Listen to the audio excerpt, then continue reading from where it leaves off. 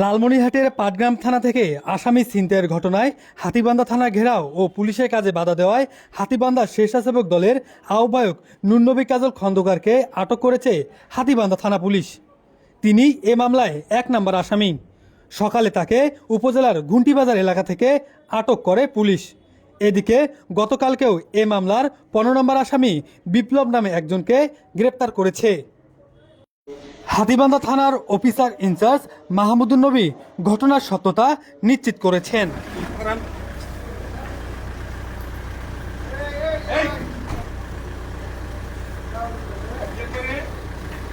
আমাদের